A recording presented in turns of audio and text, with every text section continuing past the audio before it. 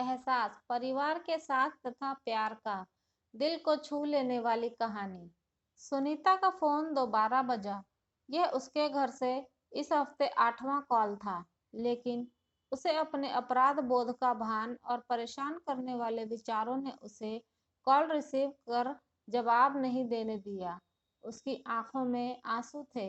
वह मन ही मन सोच रही थी कि इतने महीनों के बाद मैं क्या कहूँ। सुनीता को अपना करियर बनाना था। इसके लिए उसने अपना घर 6 महीने पहले ही छोड़ दिया था। जब वह अपनों को छोड़कर शहर के लिए ऐसे गई मानो जैसे कोई पक्षी पिंजरे से छूटकर आकाश में उड़ान भरने निकली है। अपने छोटे शहर की जिंदगी को वह पीछे छोड़ चुकी थी। वह मेगा सिटी की चमक धमक में खो जाने को तैयार थी। मेगा सिटी में सुनीता के पहले कुछ हफ्ते एक रोमांच की तरह रहे। नए दोस्त व रिश्तेदार बनाना, नए स्थानों पर घूमना फिरना, इतनी आज़ादी का एहसास उसे इससे पहले कभी महसूस नहीं हुआ था। नए जीवन की शुरुआत करने की सोच उसके भीतर इस कदर हावी हो चुका था कि इस चाहत में उसने अपने पुराने जीवन से पूरी तरह से खुद को किनारा कर लिया था। इस चाहत ने उसे अपने परिवार को अपने मन से दूर धकेल दिया था। मगर जैसे जैसे समय गुजरने लगा, नए शहर में नए जीवन का आकर्षण कम होने लगा था।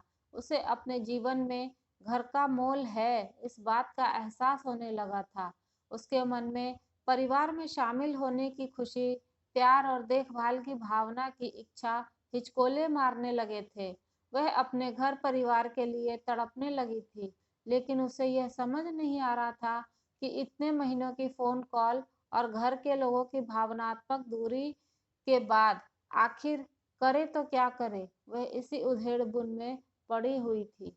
तभी दोबारा फोन की घंटी बजी, मगर सुनीता काफी संकोचित मन से जवाब दे पाई। कॉल रिसीव करते ही उधर से आवाज सुनीता के कानों में सुनाई पड़ी। सुनीता, मेरी बच्ची, सब खैरियत तो है ना? तुम हम लोगों का फोन क्यों नहीं उठा रही थी? हम सभी लोग काफी परेशान हो रहे थे।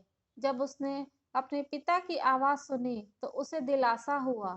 वह अपने पूरे परिवार के साथ रहने के लिए तरस रही थी, जो उससे बेइंतहा प्यार करते थे, भले ही वह कहीं भी क्यों ना रहे या उसने कुछ गलती क्यों ना कर दिया हो। हर स्थिति में वह घर की लाडली थी। सुनीता ने फोन पर झिझकते हुए कहा, पापा, मुझे आप सभी की बहुत याद आती है। क्या मैं कुछ दिनों के लिए घर आ सकती हूँ? ऐसा मत सोचो, हम आपसे खफा नहीं हैं, बल्कि हम सभी को आप पर गर्व है, क्योंकि हर माता पिता अपने बच्चों के लिए यही करते हैं। सुनीता के पिता ने जवाब दिया।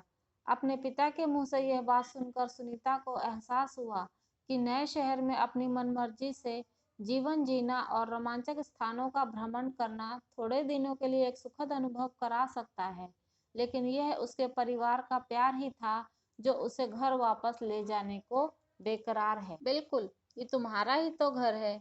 मैं इस हफ्ते के अंत में तुम्हें लेने आ जाऊंगा। यह सुनकर तुम्हारी माँ भी खुशी से झूम उठेगी।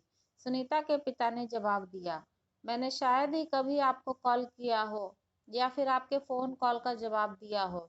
मैं आपसे हमेशा बहाना बनाकर बोल देती थी कि मैं व्यस्त हूँ, जबकि मैं खाली रहती थी। मुझे बहुत खराब लग रहा है, सुनीता ने अपने पापा से कहा। साथियों, करियर बनाना बहुत अच्छी बात है, लेकिन उस करियर बनाने की वजह से आपके परिवार का साथ और प्यार ना छूट जाए, इसका विशेष ध्यान रखिएगा। तो कैसे लगी आपको मेरी ये कहानी? मिलते हैं अगली कहानी में, लेकिन उससे पहले मेरे चैनल को सब्सक्राइब करना बिल्कुल ना भूलें। आप सभी का बहुत बहुत धन्यवाद।